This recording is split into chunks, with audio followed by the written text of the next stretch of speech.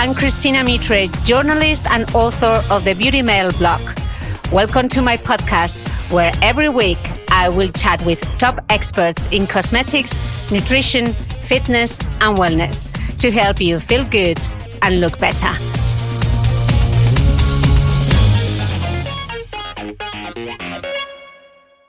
This promotion is only valid for Spain. Estoy muy feliz de poder contaros que Asana Bio, la marca de alimentación 100% ecológica, regresa como mecenas del podcast durante todo el mes de enero. Desde Asana Bio apuestan por una nutrición consciente, con materias primas seleccionadas con mimo, procedentes de parajes naturales y que se obtienen de forma sostenible y ecológica, como sus nuevas barritas ecológicas Seeds and Nuts, de semillas y frutos secos, o su delicioso porridge, sin azúcares añadidos, que ahora está disponible en bolsa de 250 gramos. Si quieres arrancar el año comiendo de manera más consciente, saludable y responsable, apúntate a la vida bio utilizando mi código de descuento MITRE15 en la web de Asana Bio y consigue un 15% de descuento en cualquier producto de la tienda online de Asana Bio, www.asana.bio. Promoción válida durante todo el mes de enero. Muchas gracias a Asana Bio por apostar por las buenas historias. Esther Perel has proved the intricacies of love and desire in other couples for almost 30 years as a therapist, writer, trainer, and lecturer. This is a hard one for a Spaniard, eh? Her famous TED Talks have more than 30 million views, and she's the host and producer of the podcast Where Should We Begin? She has just recently launched in Spain her latest book, The State of Affairs, Rethinking Infidelity, El dilema de la pareja, una nueva mirada acerca del amor y las relaciones. Esther, welcome to my podcast. Thank you. Un placer estar contigo. Esther, the first question is almost mandatory. Why a book about infidelity? Because I write about infidelity as a way also of understanding modern relationships and modern marriage for that matter. Because infidelity has been condemned historically and practiced historically, because it is so common in couples that I work with, in families that I see. And when I ask people, have you been affected by the experience of infidelity in your life as the child of a parent who was unfaithful, or a parent who left, or a half sibling you discovered at some point, or a friend who is the confidant of someone who is in the throes of an affair, or the lover who closes the triangle, or the person who was betrayed, about 80% of the people raise their hands. This is not a strange occurrence, and yet it is deeply misunderstood. It is often treated as black and white and victim and perpetrator. And I thought we can do better at this moment where this phenomenon is so prevalent. As a therapist, as a person who writes about relationship, as a podcaster on relationships, I wanted to delve into this very complex territory. In fact, you say in the book that affairs have a lot to teach us about relationships, what we expect, what we think we want, and what we feel entitled to. Can you give us some examples? Well, look, today, certainly in the West, people choose their partners. They are no longer introduced to them by their families. They get to live with these partners before they make a commitment to them. They get to choose them among 1,000 people at their fingertips on an app. They get to really do, a careful choice. And when they meet that person, they have a feeling often that they have met their soulmate. Soulmate used to be God. Today, it's the partner. And that means that I have found the person, the one and only, with whom I'm going to expect everything that we want from our committed relationships today, which is not just anymore bare survival. It's not even just basically a friendship and a sense of belonging and connection. It's really to become the best version of myself. Those are the expectations. Relationships today, intimate relationships today are like an identity project. You're going to help me develop. You're going to help me grow. You're going to help me become the best person I can be. And when infidelity occurs under those expectations, it is a total crash. So we've got literally the wrong expectation regarding marriage and relationships then? I don't know if it's the wrong expectations. I would say that our expectations have risen exponentially. We have unprecedented expectations for a partner with whom we want everything of the everyday life and everything having to do with our sense of security and dependence and safety and reliability and family life and a partner and an intellectual interlocutor and a best friend and a passionate lover and a trusted confidant. And we want all of this in one person. I often say we are really asking from one person what once an entire village used to provide. But when we succeed, the good relationships of today, as Eli Finkel says, are often way better than any relationships in history. But the fact is, not everybody can climb Mount Olympus. Yeah, I see.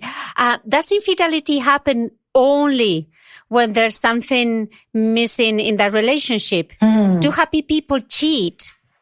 Look, we would love to think that infidelity happens only when there is a problem or something missing, because when I meet the one and only, the point is that I won't be missing anything. If you have found one person for everything, then that person, if they go elsewhere, then it means you were not enough. Then it means there was something missing. Because if you have everything at home, there should be no reason to go elsewhere. It's a whole tautology. And so we really believe in the symptom theory of infidelity. If there is an affair, if there is cheating, it's because there's something wrong or missing. Either there's something missing in you, or there's something missing in me, or there's something missing in our relationship. It never looks at the fact that maybe marriages are by definition incomplete, imperfect creations, and that sometimes, yes, affairs are the expression of long-standing loneliness, of neglect, of relational betrayals, of contempt, of lack of communication, of lack of intimacy. There's so many reasons in the relationship that make people go elsewhere. But there are also a lot of relationships where people are fairly content, and they never thought they would do this. It was the last thing they ever thought. They condemned everybody else who does such a thing. And these are the people that really struck me the most, because they kept saying to me, it's not that I was looking for another person or for another partner. It's that I was looking for another self. It's not that I wanted to leave the person that I am with. I wanted to leave the person that I myself have become. And then you start to look at infidelity from an angle of longing and loss and yearning that is very different from the typical cheap shot of just, chronic philanderer, dissatisfied person. There are many, many, many different kinds of infidelities. But the question one always asks is, why do people one day cross a line that they never thought they would cross, at the risk of losing everything they have built? It's a high-risk enterprise. For what? What is it that they are looking for? That's what I was really interested in. I wasn't interested so much in the statistics, but I was interested in the stories behind the statistics. Mm-hmm. And as a psychotherapist, how do you approach infidelity in your work? Because you say that you've seen so many people, so probably there are like different types of affairs. Or I would say that as a therapist, the first thing I do, I meet with people at many, many entry points. I can meet with a couple where I know there is an affair happening, but the partner doesn't know it yet.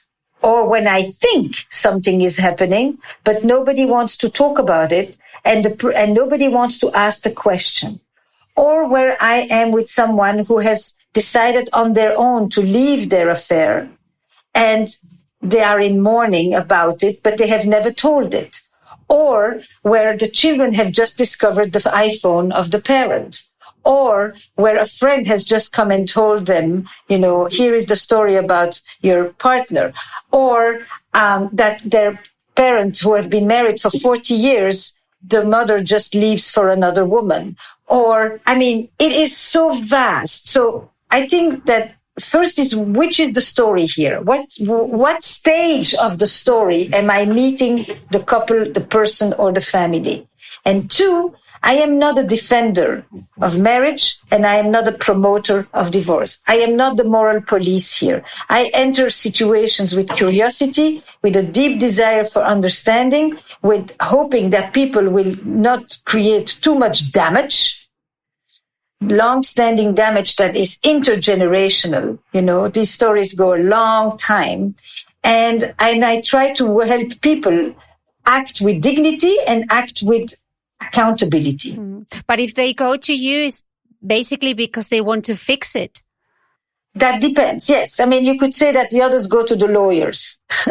So that is true that on some level, if you choose a therapist versus, but fixing it can mean a lot of different things. Fixing it for some people is, I want you to apologize. I want you to own up to it. I want you to tell me the truth. I want you to crawl on the floor. It can have a lot of things. Or fixing it may mean, you know, I want my revenge. Or fixing it can mean I want to take responsibility for what I did to the degradation of our relationship so that you can, so that it doesn't just become I blame you. So there's a lot of ways.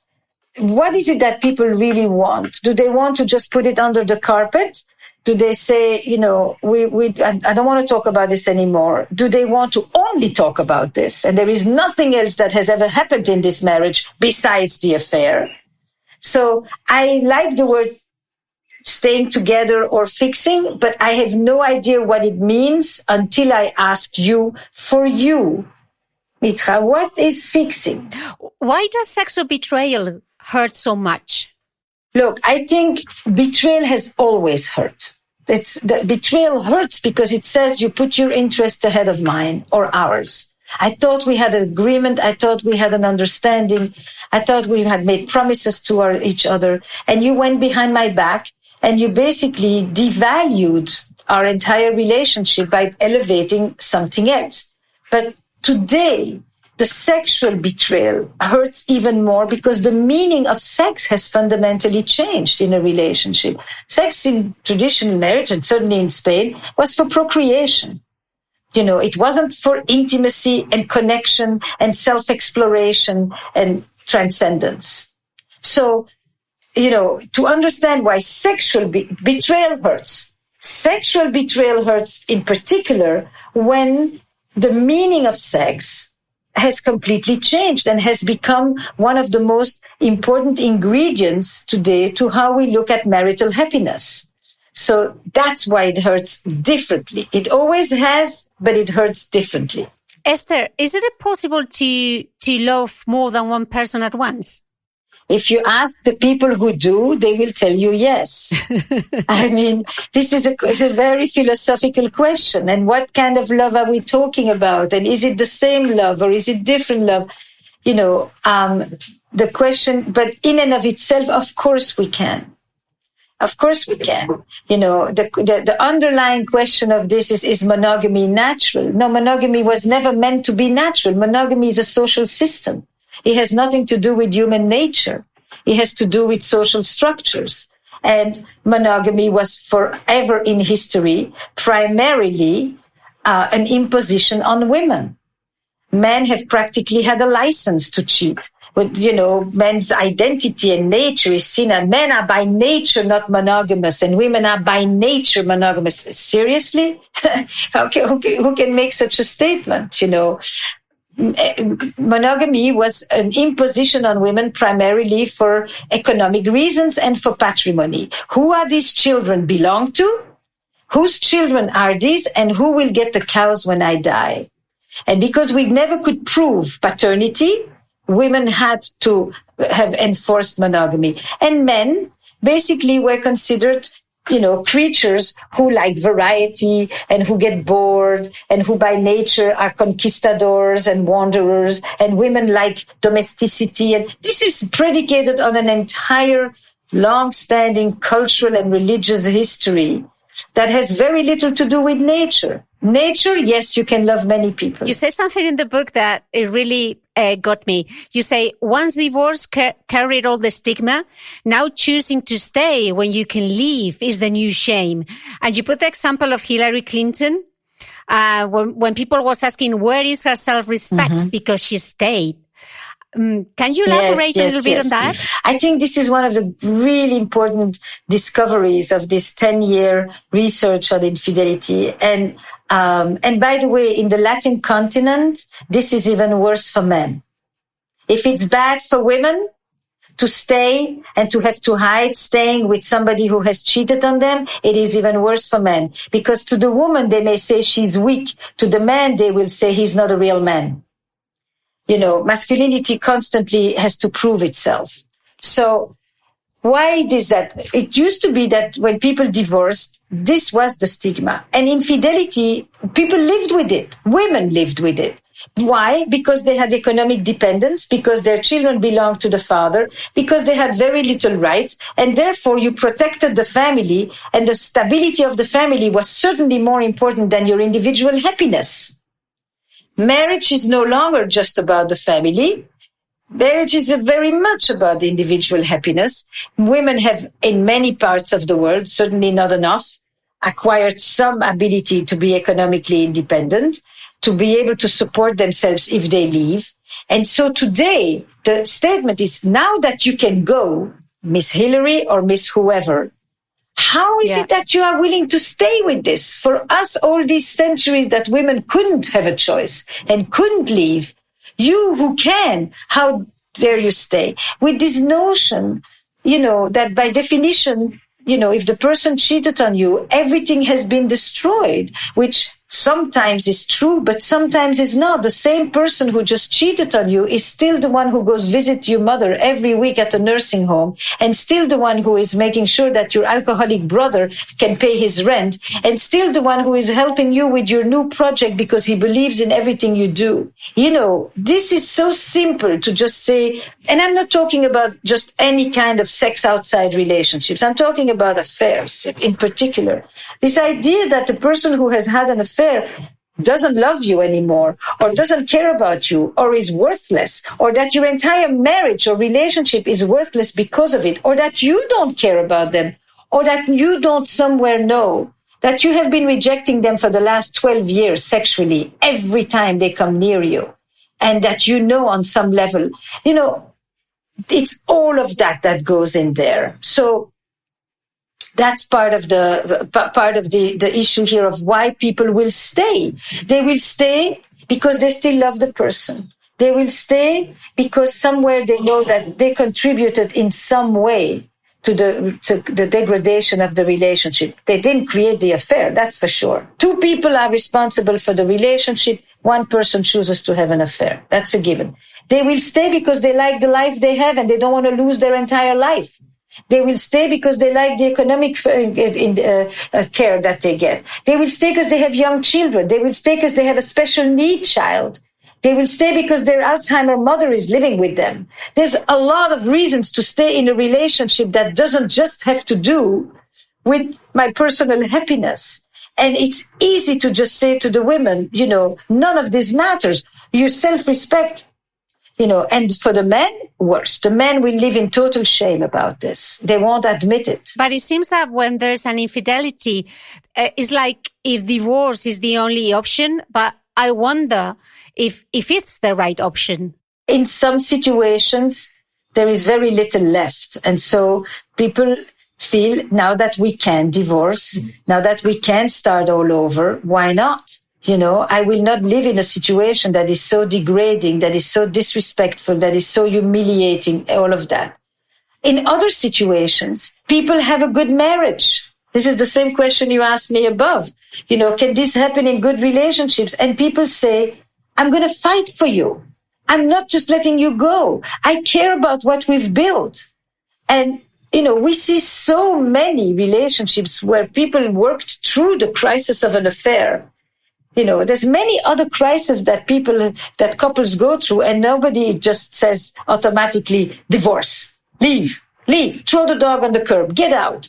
It's this, you know, take a minute, examine what happened here. You may have to go. This may be beyond repair. But in many, many other situations, we see people who, this project started because I went back to couples who had chosen to stay together. 5, 10, 15 years later and ask them, what happened to your relationships? You could have left.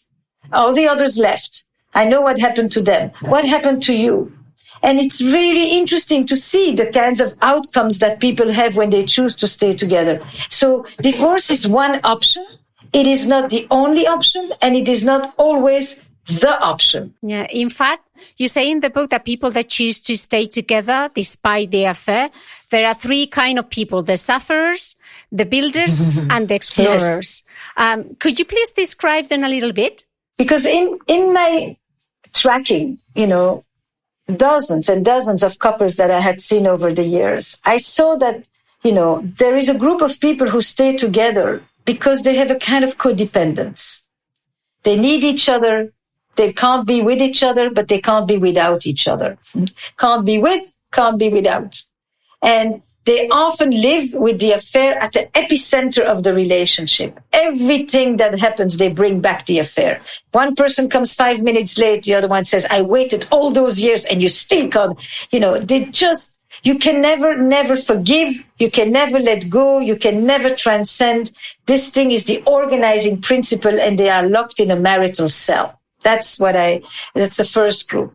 The second group, the builders, I saw are people who really believe in the stability of the family and in the continuity of the marriage. And they say divorce is not an option for me. I came from divorce. I know what it does to me as a child. I won't do this to my children. We are good partners. We have a business together. We have a little shop together. Whatever it is, I am, I want this. I need this life. I need this family. I need this relationship. It's not always a family. I need us and the dog. It doesn't have to have only children. And those people often will put the subject under the mat, and that's it. We don't talk about it. We don't see it as, what can it teach us? What can we learn from it? What does it tell us about the relationship we really want to be in? It just is, this was a terrible crisis. We weathered it. We overcame it. That's it. The explorers are the people who say, what is this telling us? And can we use this to actually become a different couple? Maybe the couple we want to be today after 26 years that we were together under one model.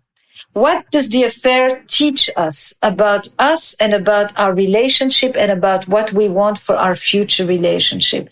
I always say, today in the West, most of us will have 2 or 3 adult relationships or marriages. Some of us are going to do it with the same person. This affair is the end of your first marriage. For most people, some will go find a second marriage with somebody else. And some will be able to create a second marriage or a second relationship with each other. At the beginning, you were saying that some people cheat because it's not about the sex, it's about themselves. They want to be someone different. Mm-hmm. But we always think that it's about the sex. And you say that there are 3 things that are the constitutive elements of an infidelity: secrecy, sexual alchemy, and I really like what you say that Cheryl Strait says that it can be dry dating. Mm-hmm. I really like that. And emotional involvement. So those are the 3 keys always. Yes, and they come in different quantities. The organizing structure of an affair is the secret, basically. Otherwise, you're in a consensually non-monogamous relationship. The secrecy is what organizes it. But the secrecy is what gives some people a sense of freedom. The secrecy is what gives some people a sense of autonomy. The secrecy is what does to the other person lying, deception, duplicity, betrayal, violation of trust. So it has completely different meanings sometimes on both sides. Alchemy, to me, is the most important piece of this thing, because people can have, especially today, especially under COVID, nobody is leaving the house. They're not literally going to meet anybody, but they may have a whole relationship with somebody, because the power of the imagination is what is creating this affair. An affair is a story. It's an imaginative story, basically, you know. It has a beginning, a middle, and an end very often. And it tells the story of what? And so that's what we want to ask. When the most important word that people all over the world, when I talk to people who are in affairs or have had affairs, what they felt is alive. And the aliveness doesn't come because they had good sex. Sometimes they never even touched each other. But they felt alive because somebody paid attention to them, because they felt less lonely, because they didn't feel ignored, because someone laughed at their jokes, because somebody found them attractive and saw them and they didn't feel invisible, because somebody desired them, because they desired for the first time again after not feeling any desire in their body for years, not knowing if they could ever feel like this again. And suddenly, wow, I still have it in me. I can still feel a woman. I can still feel a man. I can still feel a sexual being. And, all of those things have very little to do with doing sex. They have to do with desire, with vibrancy, vitality, aliveness, connection, freedom, possibility. The world that I'm not living, the life that I'm not living. And that's not to say affairs are good and affairs are great. This is just to explain what people really experience and describe. I'm the last one to be an apologist of infidelity here, but I think it's important to understand that for some people, the sex is a central part of it, but for some people, the sexuality, the erotic nature of this is actually what this is about. You were talking about desire, and I wonder if the desire to feel desired is actually cheating or not. Depends who you ask. You see, the thing today is that the definition of infidelity has been completely redefined. For most of history, an infidelity meant that 9 months later there was a baby and the color of the hair of that baby did not resemble yours. So everybody knew exactly where cheating took place. And for most of history, religious institutions basically controlled and defined what is infidelity. Today, is infidelity watching porn? Is infidelity chatting? Is it about reconnecting with an ex on Facebook? Is it about, fantasizing being desired by others? Is it about masturbating while there is somebody next to you in bed? Where is the line is today something that every couple has to define in ways that it never had to define because it was defined by the authorities. And that definition, unfortunately, most couples don't do. They only talk about it when there is a crisis. The majority of straight couples, when they negotiate monogamy, it's one sentence. I catch you and you're dead. What can we learn from those experiences without necessarily having to go through an affair? If people were to put in their relationships 1% of the imaginative energy that they bring to their affairs, relationships would be doing much better. I mean, it's not that people don't know what to do. They do it often when they do have the affairs. So it's about how do we cultivate aliveness, energy, curiosity, playfulness in our relationships? How do we keep those relationships vibrant? Because that is what people often go to look for or to experience or suddenly stumble upon when they do have an affair. We will be back with the interview in a minute, but now a quick healthy tip. This promotion is only valid for Spain. Ya sabes que este podcast es posible gracias al mecenazgo de Asana Bio, una marca de alimentación 100% ecológica que apuesta por una nutrición saludable y consciente, porque todos los ingredientes de los productos de Asana Bio proceden de agricultura ecológica certificada 100% naturales. Si quieres arrancar el año comiendo de manera más consciente, saludable y responsable, apúntate a la vida bio utilizando mi código de descuento MITRE15 en la web www.asana.bio y consigue un 15% de descuento en cualquier producto de la tienda online de Asana Bio. Promoción válida durante todo el mes de enero. You say in the book that not only can an affair destroy a marriage, it has the power to unravel an entire social fabric. So I wonder that sometimes this is not only about myself, it's about the whole family, it's about us. And that's probably why it hurts so much. Definitely. Affairs are systemic. Affairs are social. They create a ripple effect in a whole system. So it's me, it's you, it's the third. That's the first triangle, because there is a third. That person is never mentioned generally. Then there is possibly children. Then there is your parents, my parents, your family, your net. Then there is our friends, those who knew, those who didn't know, those who are shocked, those who are taking sides, those who've done it themselves, those who are saying, how dare you do something like this? So, and then there is the secrets. Then there is the secrets of the people, that, I just this week met a person, who at 20-something goes to look for his birth certificate and figures out that the age of the father entering in his life is not 0, but 3, and then goes to the mother and says, what is that, please? So the secrets travel, through generations. And we have two kinds of memories, right? We have an explicit memory where we know what happened and we tell the story. And then we have the implicit memory. Like this guy, he always felt there was something, but he couldn't figure out what. Nobody ever told him. But he just kept saying, this guy, how can you be my dad? How can you be my dad? That kind of thing. Implicit memory. So it travels far in circles in terms of the social circle, and it travels deep in time in terms of the transmission, in terms of generations. Yeah.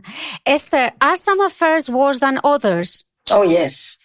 But the interesting thing is that the reaction of the person who is betrayed is not always commensurate with the severity of the affair. Some people may react with utter despair to a one-night stand, and other people may react with much more composure to a 6-year affair.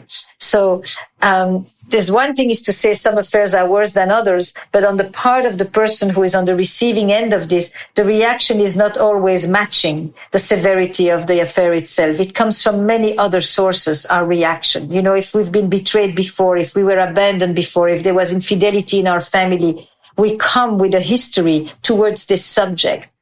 But some affairs, yes, I think that some affairs are worse by what?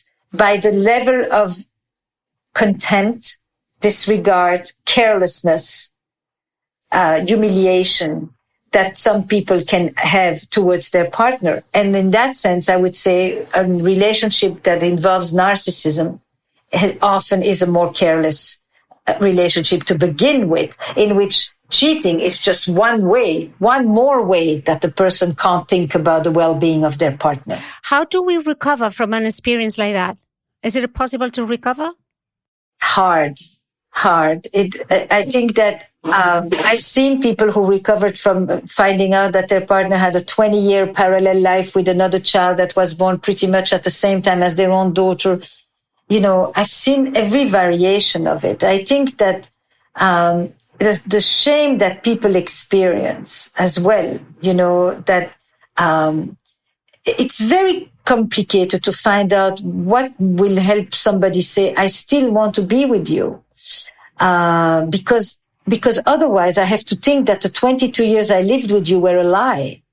And they were not, because I actually know that what we lived was true as well. It just was that there was a whole other truth going on in the sidelines. In other situations, people say, get me out of here as fast as possible. And then never look back. They just feel like filled with rage and filled with deception and filled with dirty, like a rape of their life, a rape of their reality, a full violation of what they thought their world was. So it goes from this extreme to that extreme. And does revenge heal that pain or not? No, revenge keeps you glued to the other person, basically. I want you to feel what I felt and worse. And I'm going to make you, I'm going to step on you until there is nothing left from you, because if you die, then at least I can live. but of course I won't live. I will be thinking about your death every day. Hatred is a terrible glue. There is no greater revenge than to free yourself from the clutches of someone who is hurting you. That is the real revenge in a way. Esther, if we know that the partner of our friend has been unfaithful, should we tell?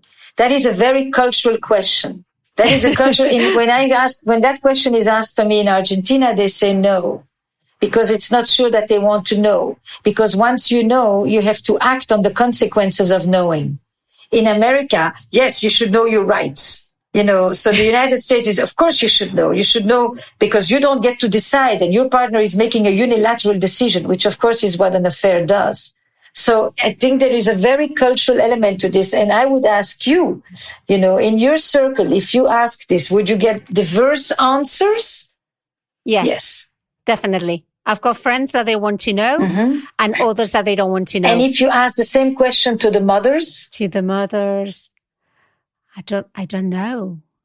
So go back in time, ask the mothers, and then ask the abuelitas. Yeah. And find out, what they say. I think that as women became more emancipated, they want to know. They want to know. As women I know that it doesn't make a difference because they're going to stay no matter what. What good was it in knowing? As long as he doesn't humiliate her when he goes out on the street. That's so Mad Men, isn't it? I've been watching Mad Men now during this pandemic, and it's so Mad Men. In case you've been unfaithful, what you should confess, how much, and how to do it? It's a beautiful question. It depends if I found out or if you told me or if someone else came to tell me. How you find out is so important in how you're going to experience the infidelity. I found out because the other person sent me pictures, or because the partner of the lover of my partner sent me pictures, or sent me an email with a whole, because I thought you would want to know without asking me. So how you find out has everything to do with what you want to know and how. The next thing is, I think it's very important that people distinguish between the details, the facts of an affair versus the meaning. An affair is an affair. It doesn't look 10 different ways. It means there is a lot of intensity. There can be a lot of passion. There can be all kinds of things people say because they are in the glow, but that doesn't mean that you want to go home and tell your partner, I have loved this man like I have never loved a man in my life. Let's stay married. Seriously? On what basis who wants to know that? Who can continue to live with you and know that? So when you tell with bienveillance, as we say in French, tell with care and understand what it will be like for the other person to live with that knowledge. Sometimes I say to a person who asks that question, did you love her? Did you love him? And I say, do you want to know the answer to your question, or do you want your partner to know that you have the question? I want you to know that I'm thinking about it, but I don't know that I want to know. You say something in the book that really made me think, Esther. You said that perhaps it should not be surprising at all that in a world where men are receiving such conflicting messages about who they are and who they should be, so many of them prefer porn and paid sex. What are we doing wrong? Look, I don't think we are doing wrong. I think that we are aiming toward relationships that involve more friendship, that involve more equality, that involve more emancipation of the women and the children, that don't take violence as accepted. I actually think that we are in a direction in the West toward relationships that are much better. I don't think we are doing anything wrong at all. At the same time, I understand sometimes that men who feel that to be a partner today is very emotionally demanding on them. Now that she doesn't need him for the money necessarily, and she doesn't even need him for his sperm necessarily, and she doesn't, he is really there to be an emotional partner. And that is something that is very new in the history of manhood. That has not been the role of men, period. They were protectors, they were providers at best. They were the honor of the family, etc., etc. And so what you hear is that men often end up looking for certain versions in their sexual life where they don't have to be emotional caretakers, where they can kind of be without any of that responsibility and allow their more animalistic, lustful side to come out without having to worry that they're hurting anybody. That's what I think is this case that I was describing in the book, where, you wonder, why is this man who loves his wife, who enjoys to be with her, why does he prefer to spend 3 hours a day or 1 hour a day on his screen rather than be with her? What is it that he gets in, when you pay, what is it that you pay for? You don't pay for sex. You pay for someone to not humiliate you. You pay for someone not to have a headache when you initiate. You pay for someone who tells you you are wonderful. And you pay for someone who tells you, I feel wonderful. That's what you pay for. You pay for a psychological good. You pay for someone who thinks that you are still attractive, even though, you're not necessarily think yourself that you are. And you pay not to be rejected. You pay not to feel inadequate. And you pay not to wonder if she's enjoying herself, because she will scream no matter what to pretend. That's what you pay for. That's what men also, I think, often get in porn. It's the same concept. What do you get in porn? You get a person who wants it. She's not saying to Ned, I'm not in the mood tonight. She wants it. She doesn't reject you. She doesn't make you feel dirty. She doesn't make you feel greedy or needy. And she affirms you. Basically, in some very interesting ways, the sexual pursuit actually is helping men with their emotional needs. Porn is not nearly only as sexual as we think it is. So that's a different perspective. Yes, because we all know the sexual definition of porn. But really, what are the 3 most important sexual vulnerabilities that men grapple with? The fear of rejection, the fear of inadequacy, and the complete ignorance to know if she's faking it or not. This is the place where she can lie her entire life. And for these 3 things, often you will find that they don't describe it like that when men talk about going to watch porn. They just talk about, I get turned on, I jerk off, But when you delve a little deeper, especially when they are in relationships, that's when you really begin to say, what is the emotional need that is being met in the sexual space of porn, of sex clubs, of strip clubs, of paid sex of all versions. Strip clubs, you don't pay for the sex necessarily. You pay for the environment. And what do regulars mostly want when they go? I talk about regulars, not talking about bachelor parties. They want someone to talk to. That's the strange thing. This is some of the most incredible research done by women who were researching their regulars. And you would think the woman wants to talk. No, he wants to talk too. But he wants to talk in a place where he feels very manly. So the problem, as always, is that we don't talk about emotions, or we haven't been told how to talk about our emotions. That's correct. Or I would put it differently. I would say that the language that men use to talk about their emotions, the sanctioned language that men are allowed to use, is sex. Through sex, men can talk about closeness, vulnerability, the wish to surrender, the wish to be taken care of, the wish to take care of somebody else, softness, tenderness, all those feelings that are not allowed in the making of manhood are allowed when they are eroticized, sexualized. So the sanctioned language for men to talk is sex, and the sanctioned language for women to talk about sex is feelings. Every gender has been given a license. What is the proper language that they can talk about their deepest needs in? Yeah, that's something to think.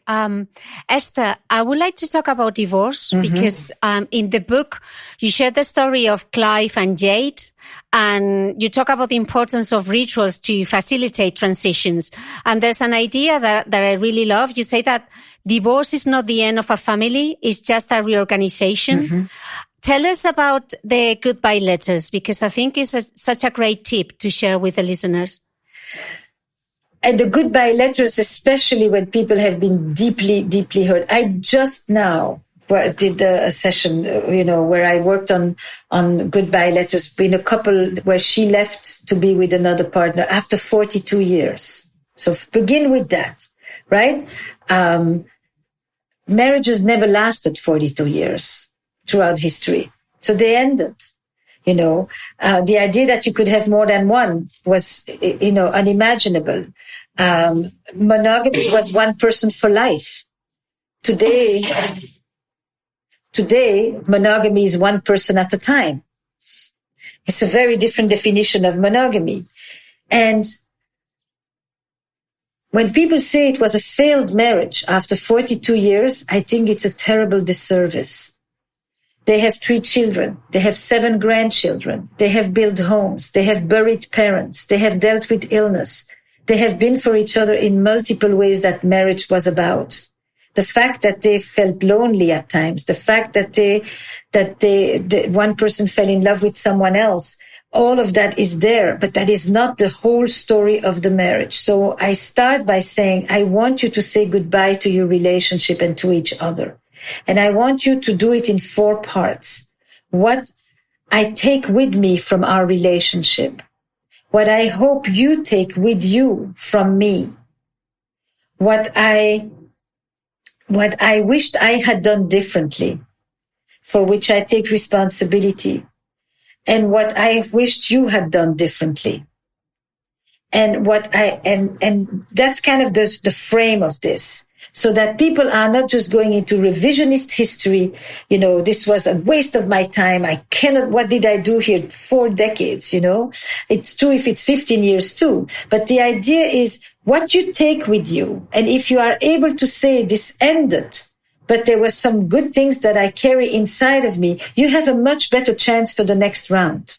If you leave bitter, angry, and resentful nonstop, it is not a good thing for your next relationship. And it's certainly not a good thing for whoever children you may have had in this marriage. So I help people hold on to good and to separate it and sort out what was good, what was less good, what was bad, and what was terrible. And I help them also realize that it wasn't just the other person that was terrible, that they have some responsibility as well. Because if it's just what the other person did to you, your partner may have cheated on you. And that really is a terrible thing to do. But we also need to look at, did these people have other relational betrayals in their marriage? Did somebody stop talking to the other person? Stop paying attention to the other person? Act with neglect and contempt toward the other person? Was violent to the other person, was abusive, was drinking, was having a relationship with their work, with their bottle, with their mother, whatever it is. There are lots of ways people have abandoned each other and not kept their promises. And a full assessment of a relationship is what I do when I do a goodbye letter. And they read it out loud in the session. They read the letter that the other person wrote. So they read it as the reader. So the writer gets to hear themselves out loud, and the reader gets to read it out loud in the presence of the writer. Stuff that they haven't done in years. These 2 people were sobbing. It breaks your heart. They were going back and forth between hurt and anger. But it was so painful, And he says, I can't bear watching you. I miss you. And how did you do this to me? And it goes back and forth between you left me, I love you, I hate you. It's all the feelings together, It's this, but this is the complexity of human relationships, and it deserves its respect. Esther, I always ask my guests to put an end to the interview with one last tip. Do you dare to do it in Spanish? La calidad de nuestras relaciones determina la calidad de nuestra vida. Cada vez uno tiene que pedirse a sí mismo o preguntarse a sí mismo, ¿estoy haciendo lo mejor que puedo en mi relación? La pregunta no es solamente si estoy con la buena persona, pero también si yo soy la buena persona. ¿Cómo me comporto yo? Si doy lo mejor que tengo a mi trabajo y que llevo el resto a casa, no puedo mantener una relación en vivo. Y la última frase sería de decir, hay una diferencia entre ser una pareja, un casal, que no está muerta y otra que está en vivo. To be alive and not to be dead. Ahí es la diferencia en lo que queremos todos en nuestras vidas amorosas. Such a good tip and such a good wrap up. Esther, thank you so much. It's been a pleasure to talk to you. Thank you. And hopefully we will see you in Spain soon.